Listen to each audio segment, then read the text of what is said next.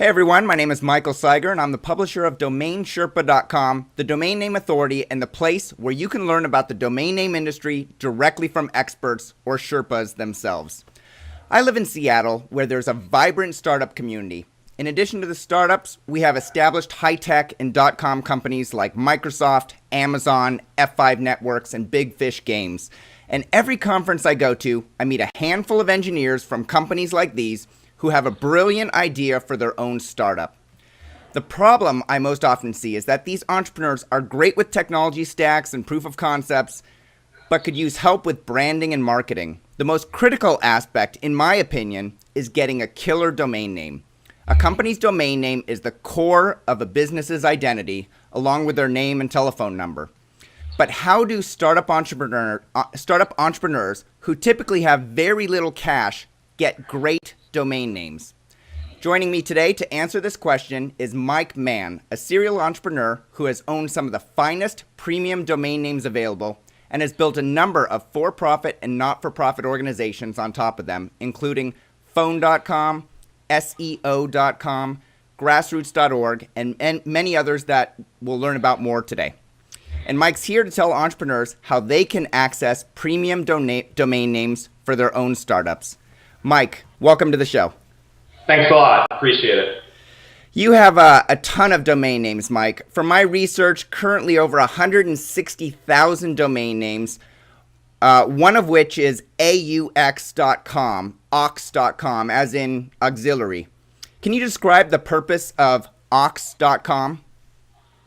Sure. Well, among those 160,000 domains we have, about 0.1% of them we use for our own purposes, including starting companies, blogs, or whatever. So the point is we use maybe a couple dozen currently for different companies, blogs, etc., and we have several hundred on tap that we could potentially use in the near future. They're on the waiting list. So aux.com is one of them we peeled off because it's such a great name, easy to remember, and there's a lot of good simplistic information on there for domainers, internet people. And so if somebody goes to aux.com, what will they find there? So what they'll find is several hundred of our favorite domains, and they are grouped into different categories for different purposes. Some are nonprofit domains, some are e-commerce domains, some are .co from the country of Colombia, some are ones that we want to build now, and they fit into various categories that are, labeled in aux.com. And some of them have little blurbs next to them that sort of tell a very brief introduction as to what we might want to do with that domain. But actually, they're all very highly contextual, and for the most part, it's almost self-explanatory what you could do on them. On the other hand, many domains have multiple options that would still be within context. So in this case, we look for entrepreneurs and look for, the businesses they're in, the names they're passionate about, what they want to do. And we're trying to just go through this weeding out process of finding the best web developers, the best SEO experts, best graphic designers to help us in this pursuit. So any entrepreneur, if they're an affiliate marketer, if they're a search engine optimization professional, if they're a tech entrepreneur, if they have an idea, they go to your website, aux.com, aux.com, they can look through, they can see a bunch of domain names, and they can say, that's a great domain name that matches what I want to do. That's a killer domain name. I want to contact Mike Mann and ask him how we can partner together. Yes, sir. So, I'm very accessible. My team in general is very accessible. You can find me, through links on my website, through Facebook, my email, etc. So anybody can get to me, but the issue is if they don't really have a credible plan or good juice or good history to get the thing done, the vast majority of people aren't going to get through the system, or else we just have hundreds of cluttered up sites. So we're really just looking for the very best people. And, we think we have a good process for finding the best people. If you look around at my companies and the leaders of my companies and charities, you'll find the best people already. So we're trying to do more of the same, essentially. Great. And for somebody that doesn't have an idea, but they're a great entrepreneur or technical guy, they can go to ox.com. They can look and see you have domains like happybirthday.com available, y.fi available, lure.com as in fish lure, homeless.org for somebody that maybe wants to start a not-for-profit to help homeless people, philanthropyawards.com. A lot of great ultra premium domain names available. That's really the point. So, we do a diligent job to try to acquire the very best domains. And again, 99.99% are for sale at domainmarket.com. And the very best of the best, we try to peel them off and create corporations, websites, charities, and whatever we can do. And, we've had a lot of success with this, but there's 160,000 domains at Domain Market, and maybe we have 160 of them on tap potentially, and of those, maybe we'll be able to build 16 in the next few years. So it's a very tiny minority, but that's the most interesting stuff happening. Just buying and selling the names themselves without anything on top of it isn't so interesting. Sure. And so Domain Market, the location that you referenced, domainmarket.com, is actually your location for selling the domain names, the 160,000 domain names that you own that are available. Yes, sir. And sorry, go ahead. I'm sorry. I think you probably know I started buydomains.com a long time ago, and then we sold it. Eventually, my non-compete agreement ran out, and then we started domainmarket.com. Great. And at Domain Market, I can see that, for example, happybirthday.com is listed for $1 million. So an entrepreneur can actually send you a business plan of what they'd like to do with happybirthday.com, and if they have the chops and they have the expertise and they have the proven background, you're willing to put in a domain name asset. They can put in their hard work, and you can make a viable business out of it.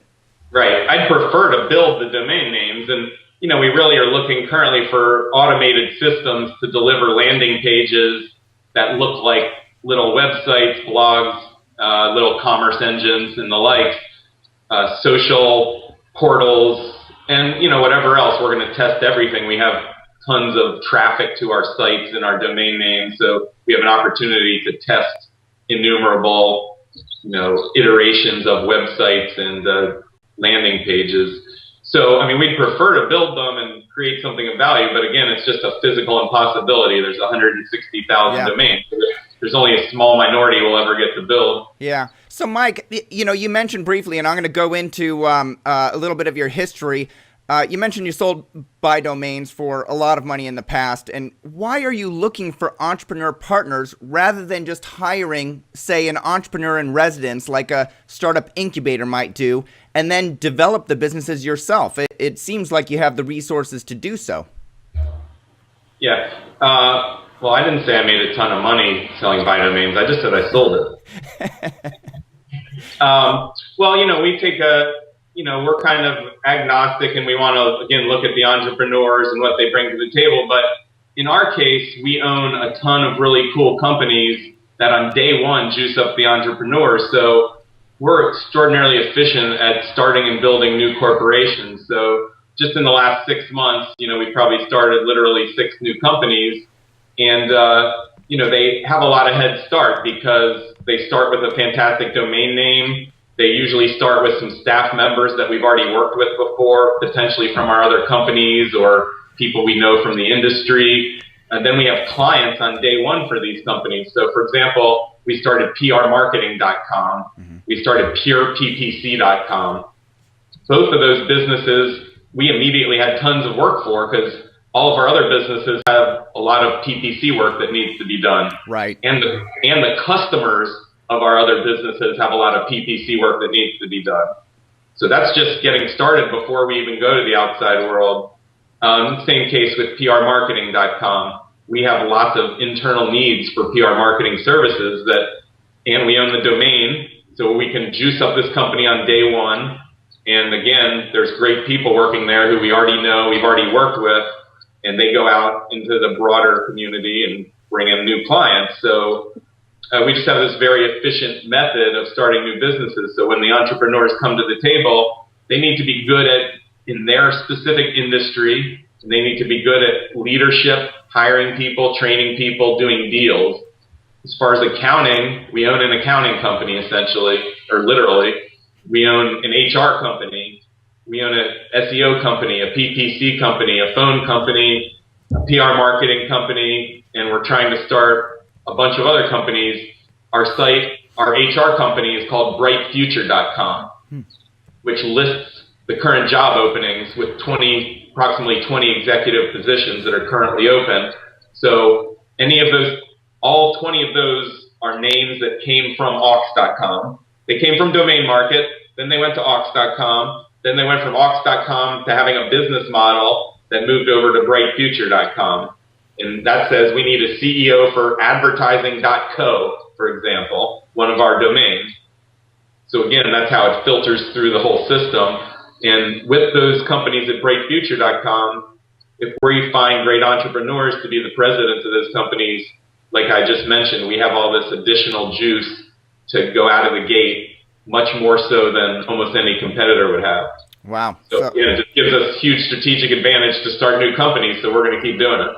Definitely. Okay, I've got a ton more questions for you about aux.com and how you start up companies and how you juice them right from the beginning. But first, I want to back up and share with the Domain Sherpa audience a little bit about how you got to this point. You were one of the first people on the web, Mike. You founded a company in 1994 called Internet Interstate. Can you describe what that business was?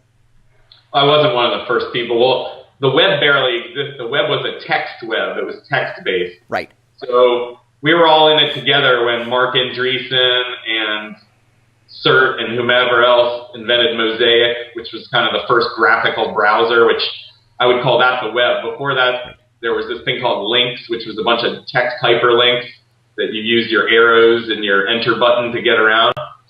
But no, I wasn't one of the first ones, but I was an early adopter for sure. And I'm not an early adopter to technology at all. I was an early adopter to trying to make money on it. And I'm a late adopter to trying to make money on it. I think the technology is cool, but I'm somewhat indifferent to the whole thing. I'm just trying to get paid essentially. So I hire the smart techie guys that are really into the gadgets and the code. I don't do any of that myself. Right. And what was Internet Interstate back at that time? It was a small ISP. So the idea was AOL already existed and already had a few million subscribers, and it was only like 15 miles away from us in the DC area. Mm-hmm. So these guys had a huge hit. And it was a graphical interface. So right off the bat, I realized this is a closed system. It was closed. It wasn't an internet system. They didn't even have an internet gateway. They had private email. You couldn't get to the web. You could only get to their private web. Right. So the whole thing made no sense. Then there was a company in New York that built a graphical user interface called Pipeline. Way the heck back. The guy was a science fiction writer who started the company Pipeline, the first graphical user interface, open source web experience where you were going on the open World Wide Web without having to go through, a text browser, without having to go through AOL. So for me, I wanted to be a licensee, essentially, of Pipeline.